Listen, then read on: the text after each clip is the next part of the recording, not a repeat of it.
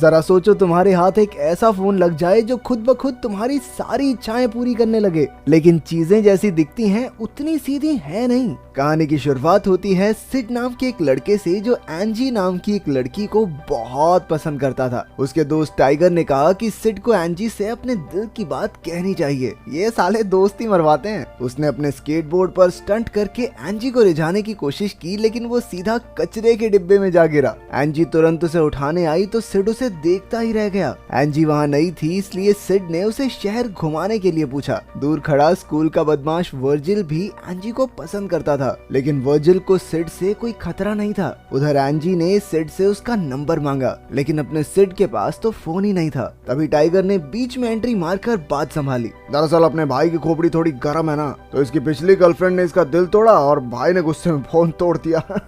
Naughty है भाई। फिर वर्जिल की गाड़ी की आवाज सुनकर एंजी अपनी दोस्तों के साथ चली गई। घर पहुंचकर सिड ने अपनी माँ से अपना जन्मदिन मनाने के लिए पैसे मांगे। उसकी माँ उसे सिर्फ 30 यूरो ही दे पाई। इसके बाद सिड गिरता पड़ता एक रेस्टोरेंट में पहुंचा जहां उसे काम के लिए देरी हो रही थी। उसके बॉस फ्रिट्ज ने गुस्से से कहा, टाइम से आ जाया कर वरना टांगे निकाल के पिछवाड़े में घुसा दूंगा, परेशानी बहुत होगी। जाते समय जब सिड ने तनख्वाह मांगी तो फ्रिट्ज ने उसे 100 यूरो दे दिए, लेकिन बाद में पता चला कि वो नोट तो नकली था। अब सिड एक दुकान पर फोन खरीदने पहुंचा। उसके पास बस 30 यूरो ही थे, इसलिए उस अजीब से दुकानदार ने उसे काफी पुराने से फोन दिखाए, लेकिन उसे उनमें से कोई भी पसंद नहीं आया। आखिरकार वो दुकानदार पीछे से एक रहस्यमय डिब्बा लाया जिसमें से धुआं निकल रहा था। उसमें एक चमकता लाल फोन था जिसके 2 सींग थे। सिड ने तुरंत पैसे दे दिए, लेकिन पता चला कि ये फोन तो चलता ही नहीं। नोट ले लिया वो नकली, फोन ले लिया चलता नहीं, क्या आदमी है ये। सिड ने अपने पैसे वापस मांगे, लेकिन अचानक से फोन चल पड़ा और उसकी तस्वीर खींच ली। ये देखकर दुकानदार ने फोन वापस छीनने की कोशिश की, लेकिन सिड भाग गया। उधर स्कूल में क्लेमेंस नाम की लड़की को बालों की एड के लिए चुन लिया गया था। तभी सिड ने एंजी को अपना नया फोन दिखाया, लेकिन क्लेमेंस उसका मजाक उड़ाने लगी। फोन ने तुरंत अपने आप उसकी तस्वीर ले ली। सिड ने एंजी को अपना नंबर देकर कॉल करने को कहा। फिर केमिस्ट्री क्लास में फ्रैंकलिन और डेविड टाइगर का मजाक उड़ाने लगे, क्योंकि उसकी माँ एक जमाने में अडल्ट मॉडल हुआ करती थी। इस पर सिड की उन सबसे लड़ाई हो गई और टीचर ने उन सभी को सजा दे दी। बाद में पढ़ते हुए अचानक सिड के फोन ने खुद ही मार्गोट को कॉल कर दिया। कॉल सुनते ही मार्गोट ने क्लेमेंस के बालों में आग लगा दी। क्लेमेंस को कुछ पता ही नहीं चला और वो कहने लगी, ये गर्मी क्यों बढ़ रही है लैब में। आखिरकार किसी ने उस पर काला कपड़ा डालकर आग बुझाई। फिर प्रिंसिपल के ऑफिस में मार्गोट ने बताया कि उसे एक कॉल आया, जिसके बाद क्या हुआ उसे कुछ याद नहीं। प्रिंसिपल टैमलेट ने भी उस पर कोई ध्यान नहीं दिया और अपनी मछलियों से बातें करता रहा। सही है, एक से बढ़ के एक नमूने हैं इस फिल्म में। घर पर सिड एंजी से अपने दिल की बात कहने की प्रैक्टिस कर रहा था और उसे पता ही नहीं चला कि फोन ने एंजी को कॉल कर दिया है। जब फोन पर एंजी ने हेलो कहा तो सिड ने घबराकर झूठ कह दिया कि मैं तो किसी नाटक की तैयारी कर रहा था, ऐसे इतनी जल्दी प्यार व्यार थोड़ी हो जाता है। फिर उसने देखा कि कॉल हिस्ट्री में तो मार्गोट का भी नंबर था। अगले दिन सिड ने टाइगर को बताया कि उसके फोन ने खुद ब खुद ही एंजी और मार्गोट को कॉल किया था, लेकिन टाइगर कहने लगा, छोड़ी बच्ची हो क्या, समझ नहीं आता, तूने ही गलती से कॉल किया होगा। अचानक मैथ्स टीचर ने सिड के सर पर चौक फेंक कर एक सवाल पूछा। सिड को जवाब नहीं पता था, लेकिन तभी उसके फोन पर अपने आप जवाब दिखने लगा। टाइगर ने भी ये देखा, लेकिन टीचर ने उसे कैलकुलेटर इस्तेमाल करने के लिए डांट दिया। उसने फोन छीनकर खिड़की से बाहर फेंक दिया। क्लास खत्म होने के बाद सिड भागकर फोन लेने गया तो वो एकदम ठीक पड़ा था। वो दोनों सोचने लगे कि आखिर फोन को ये जवाब पहले से ही कैसे पता था। उस शाम मैथ्स टीचर को एक फोन आया, जिसके बाद वो वहीं जम गया। अगली सुबह सिड ने उठकर देखा कि उसके फोन पर जन्मदिन की बधाइयां चल रही थी। स्कूल जाते हुए सिड ने टाइगर को बताया कि उसके फोन ने खुद ही उसे जन्मदिन की बधाई दी, जबकि उसने तो अपने जन्मदिन की तारीख फोन में डाल भी नहीं रखी। टाइगर को इसमें कुछ गड़बड़ लगी, इसलिए उसने सिड को फोन फेंक देने को कहा, लेकिन सिड क्यों मानने लगा, उसे तो इस फोन से बहुत फायदा हो रहा था। फिर टाइगर ने फोन से केमिस्ट्री क्लास में हुई लड़ाई की सजा से बचने को कहा। उसी वक्त सिड के फोन पर प्रिंसिपल की असिस्टेंट का फोन आया, जो सिड को प्रिंसिपल प्रिंसिपल समझ रही थी।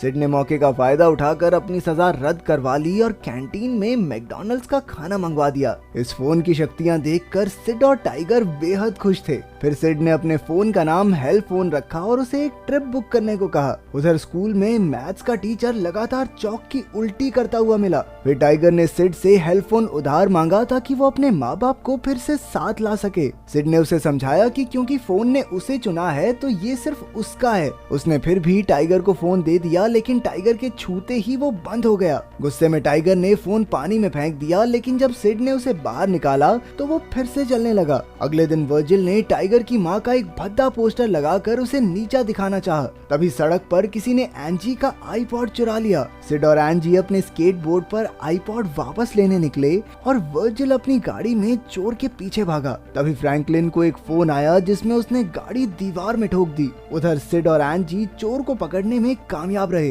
एंजी ने उसका शुक्रिया अदा किया और सिड ने उसे कहीं बाहर चलने के लिए पूछा, लेकिन एंजी ने कहा कि अफसोस वो नहीं चल सकती क्योंकि उसे हिस्ट्री पेपर के लिए पढ़ाई करनी है। अगले दिन टाइगर ने उसे समझाया कि फोन की वजह से वर्जिल को कितनी चोट लग गई है, लेकिन सिड ने उसे ये कहकर नकार दिया कि कोई मरा तो नहीं ना, क्या दिक्कत है फिर। आज सिड फोन की मदद से एंजी को हिस्ट्री पेपर में नकल करवाने वाला था। उसने हिस्ट्री टीचर को कॉल करके सारे सवाल पूछ लिए। थोड़ी देर बाद वर्जिल और उसके दोस्तों ने सिड और टाइगर को कोने में ले जाकर काफी पीटा। अचानक वर्जिल को भी कॉल आई, लेकिन सिड ने धक्का देकर फोन गिरा दिया ताकि उसे कोई नुकसान न पहुंचे। तभी क्लेमेंस ने आकर कहा कि सिड आज उन्हें नकल करवाने वाला है। ये सुनकर वर्जिल ने उसे छोड़ दिया। जैसा उन्होंने सोचा था वैसा ही हुआ और बाद में उन सब ने खा पी कर मस्ती की। जब एंजी ने खुश होकर सिड को अपने साथ बैठने को कहा तो वर्जिल गुस्से में लाल हो गया। वो कहने लगा कि सिड के पिता ने तो उसकी माँ को किसी और आदमी के लिए छोड़ दिया था। गुस्से में सिड उठकर चला गया और हेल्प फोन से वर्जिल को कॉल करने को कहा।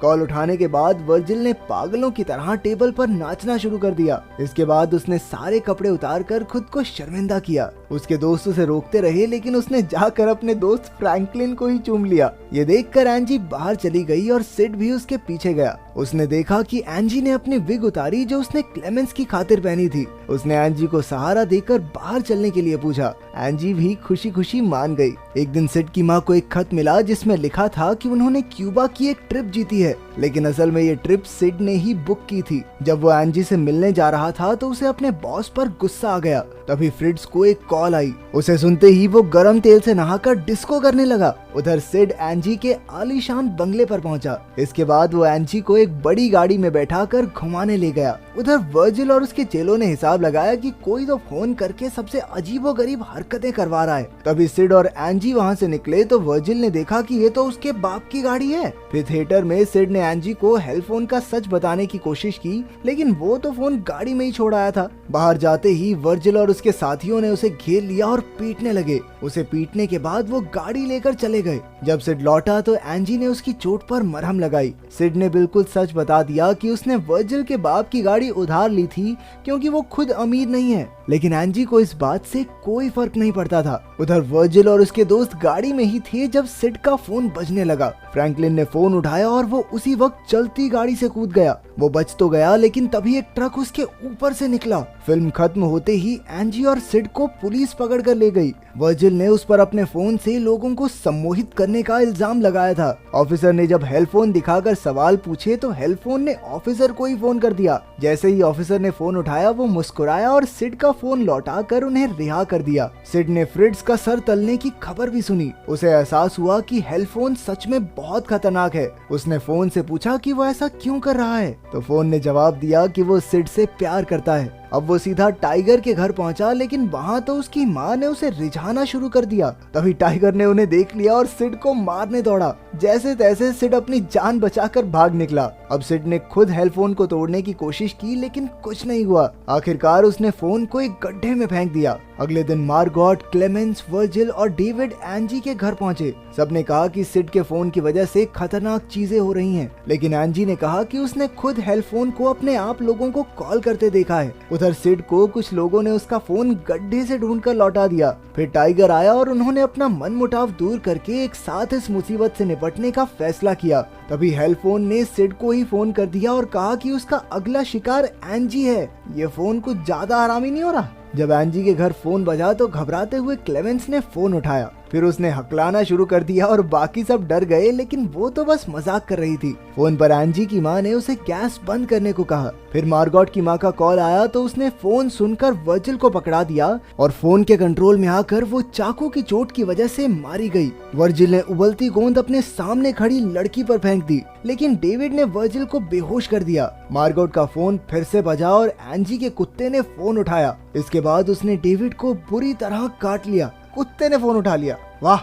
तभी सिड और टाइगर भागकर वहां पहुंचे। बेचारी एंजी अपनी ही माँ से लड़ रही थी। उन्होंने जैसे तैसे उसकी माँ को बेहोश किया और एंजी ने बताया कि बाकी सब मारे जा चुके हैं। उन्होंने मशीन में फोन तोड़ने का फैसला किया, लेकिन सम्मोहित हुए वर्जिल ने उनका रास्ता रोका। सिड उसका सामना करने लगा और बाकी लोग मशीन का पासवर्ड सोचने लगे। वर्जिल ने आरी से सिड पर वार किया, लेकिन सिड किसी तरह बच निकला और उनकी लड़ाई के बीच वर्जिल मारा गया। उधर सिड ने एंजी का नाम पासवर्ड में डालने को कहा। तरकीब कामयाब रही और फोन टुकड़े टुकड़े हो गया, लेकिन धीरे धीरे वो फिर से हेल्प फोन में बदल गया, इसलिए सिड ने उसे उठा लिया। अब वो सब सीधा स्कूल पहुंचे, लेकिन फोन ने एक साथ सारे बच्चों को कॉल कर दिया। एंजी ने चिल्लाकर किसी को भी फोन न उठाने के लिए कहा, लेकिन प्रिंसिपल ने आकर अपना फोन टीचर के कान पर लगा दिया, जिससे वो वहीं मर गई। ये देखकर सभी बच्चे भाग निकले, लेकिन हजारों बच्चे अब सिड और एंजी को मारने आ रहे थे। छिपते छिपाते उसे आइडिया आया और उसने अपना फोन लिक्विड नाइट्रोजन टैंक में डाल दिया, लेकिन सम्मोहित हुए प्रिंसिपल ने उसे फिर बाहर निकाल लिया।